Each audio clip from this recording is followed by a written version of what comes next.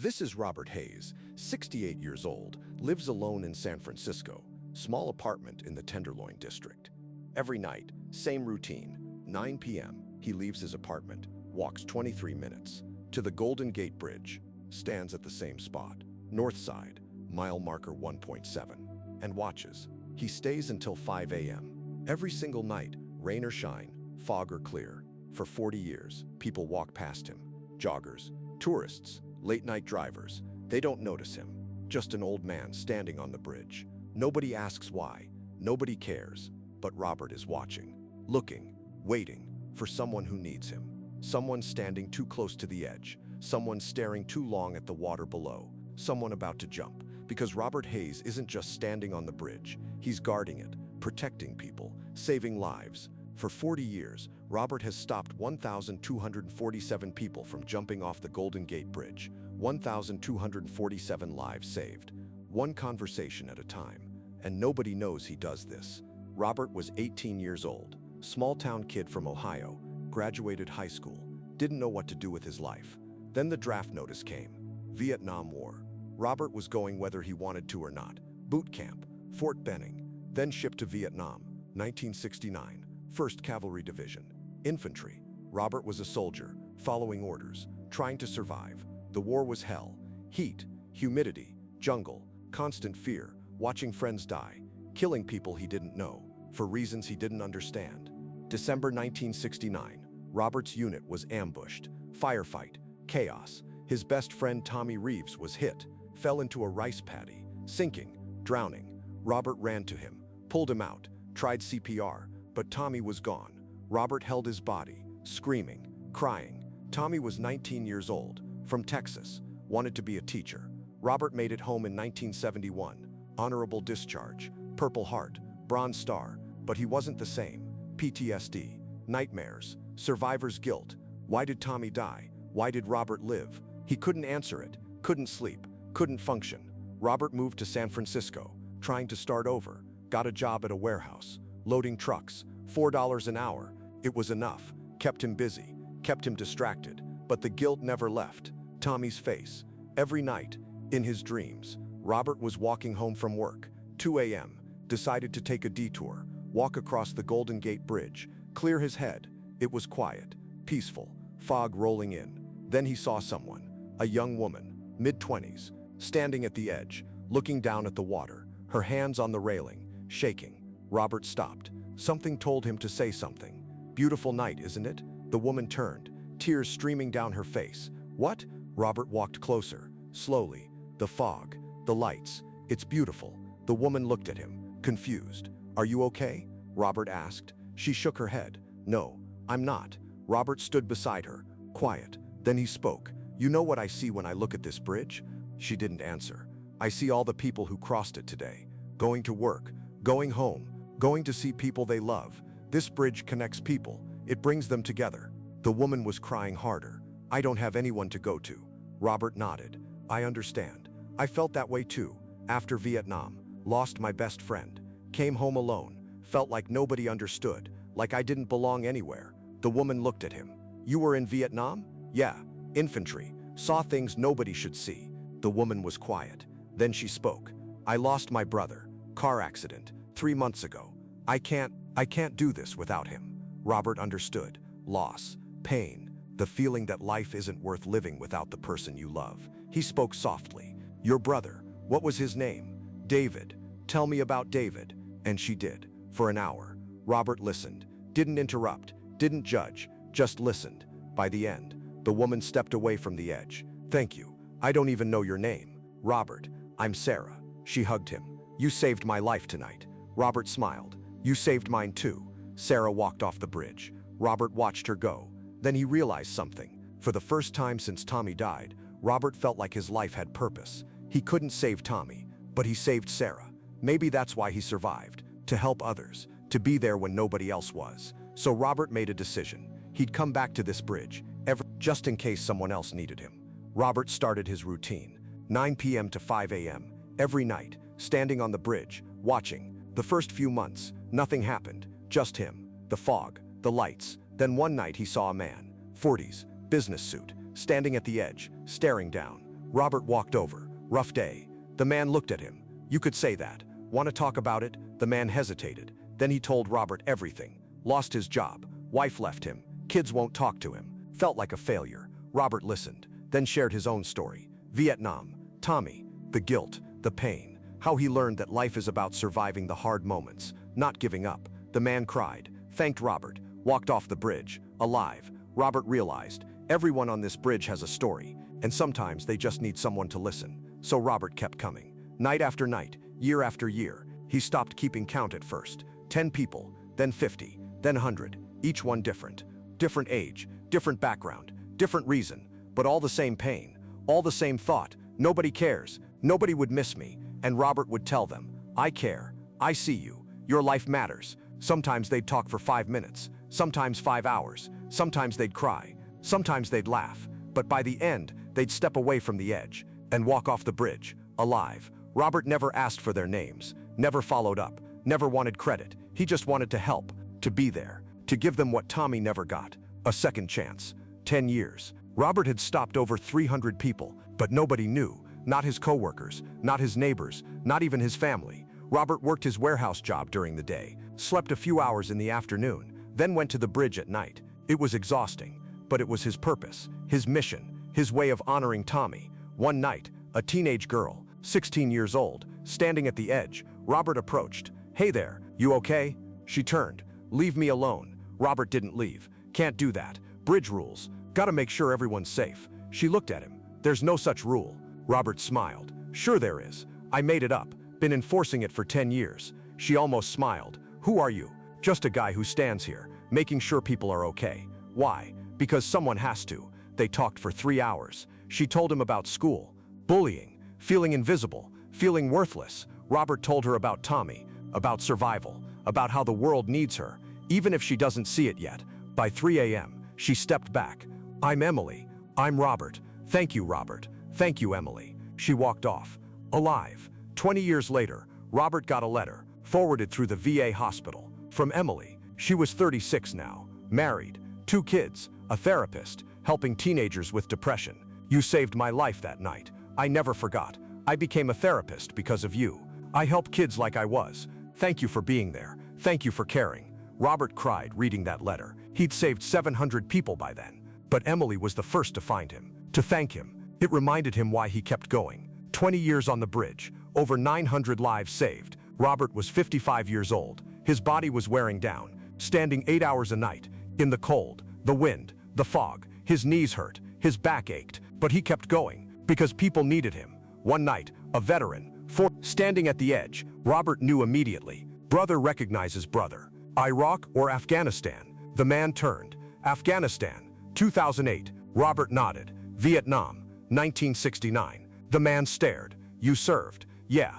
Then you know. I know. They didn't need to say more. PTSD, nightmares, guilt, the feeling that you left part of yourself in the war. They talked for hours about war, about loss, about Tommy, about the man's squad, the ones who didn't make it home. By sunrise, the man stepped back. I'm gonna get help. Good. You deserve it. The man saluted. Robert saluted back. Brothers, 30 years, 1,100 lives. Robert was 65, retired from the warehouse, living on a small pension and Social Security, $1,100 a month. Barely enough, but Robert didn't need much. Small apartment, simple food, no car. He walked everywhere, including the bridge. People at the VA hospital knew him as the bridge guy. Some veterans would joke, still doing your night shift, Robert? He'd smile. Someone's gotta.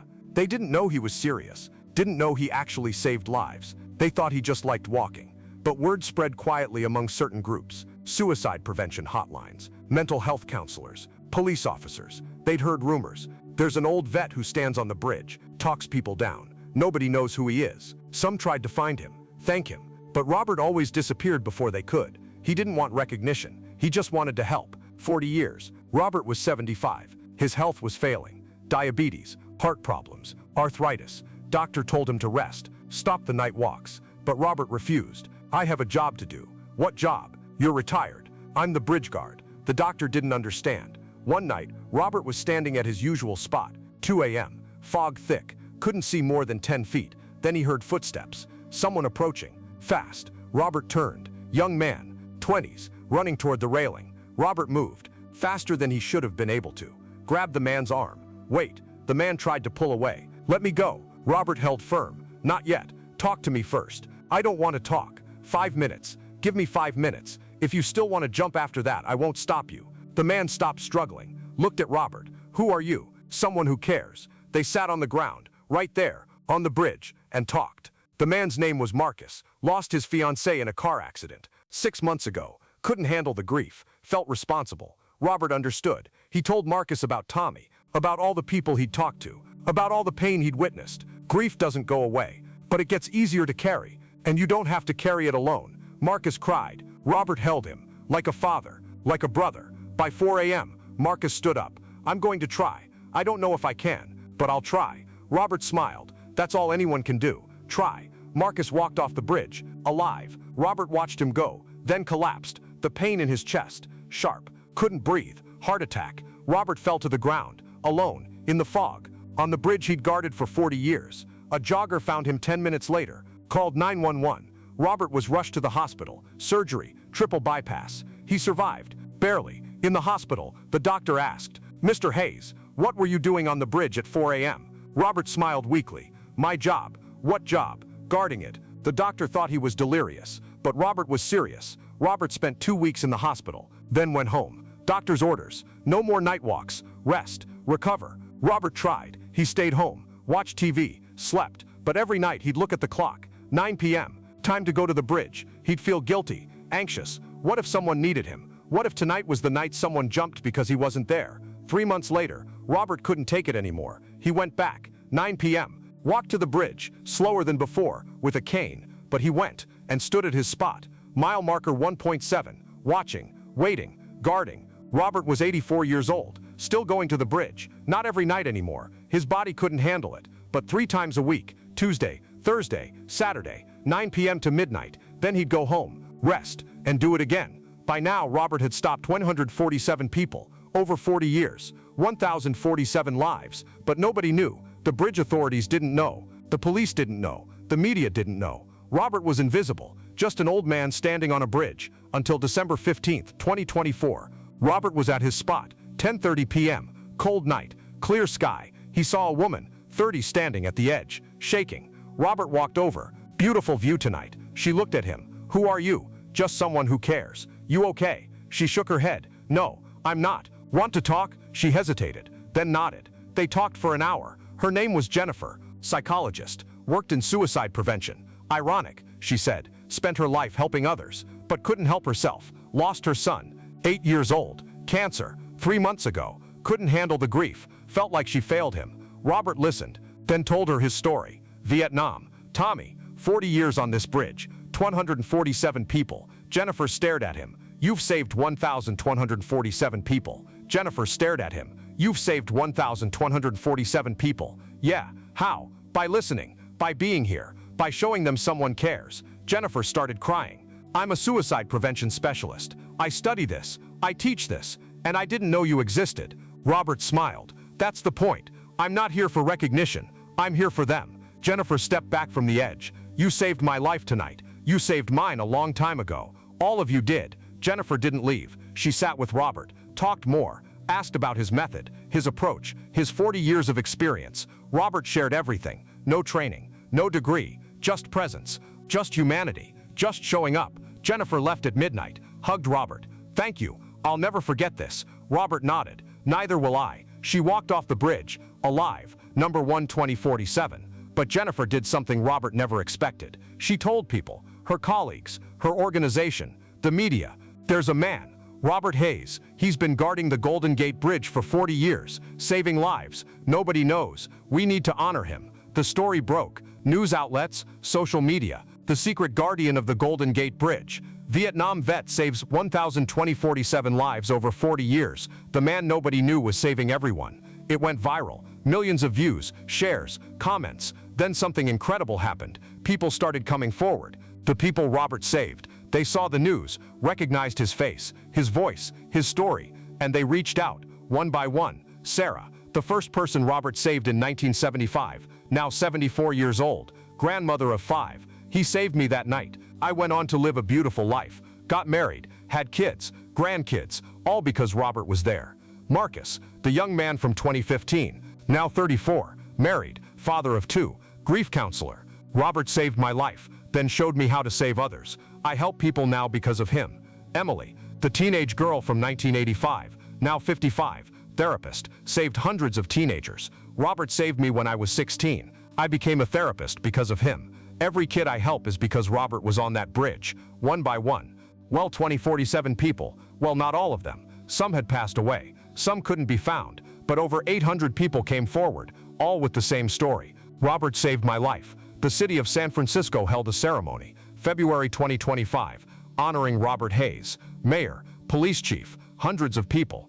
Robert stood on stage, overwhelmed, confused. I don't understand. I just did what felt right. The mayor spoke. Mr. Hayes, for 40 years, you stood on the Golden Gate Bridge, alone, and saved 1,247 lives. That's more than most people save in 100 lifetimes. You are a hero. Then, one by one, the people Robert saved came to the stage, hugged him, thanked him, cried with him. You saved my life. I wouldn't be here without you. My kids exist because of you. My grandkids exist because of you. Robert was sobbing. He'd never seen the impact, never knew what happened after people walked off the bridge. Now he knew. 2,047 lives, 2,047 families, 2,047 futures, all because he was there. The city renamed the spot where Robert stood, mile marker 1.7. North Side, now called Robert Hayes Point. A plaque installed. Robert Hayes, Vietnam veteran, bridge guardian, 1975 to 2024. He stood here for 40 years. He saved 1,247 lives. He showed us all. One person can make a difference. But Robert didn't stop. Even after the ceremony, the recognition, the fame, he still goes to the bridge. Not every night, but when he can, because it's not about recognition. It's about being there, just in case. Today, Robert is 85 years old, still lives in his small apartment, still walks with a cane, still goes to the bridge. Tuesday, Thursday, Saturday, 9 p.m. to midnight, and he's not alone anymore. Volunteers join him, people inspired by his story. They call themselves the Bridge Guards, 50 volunteers, covering the bridge every night, in shifts, making sure nobody jumps alone, making sure everyone has someone to talk to. Robert trained them all. Don't judge, don't fix, just listen, just be present, show them they matter. And it works. In the first year, the Bridge Guards have saved 89 additional lives, all because Robert showed them how. This is the story of Robert Hayes, the man who stood on a bridge for 40 years, who saved 1,247 lives, who never wanted recognition, who just wanted to honor his friend Tommy, who died in 1969. At 19 years old, Robert couldn't save Tommy, but he saved 1,247 others and inspired thousands more to do the same. That's not just heroism, that's legacy. Sometimes the most powerful thing you can do is show up, be present, listen, care. Robert did that every night for 40 years, and the world is better because he did. Robert Hayes, the Bridge Guard, the man who proved one person, one bridge, one conversation at a time can change everything.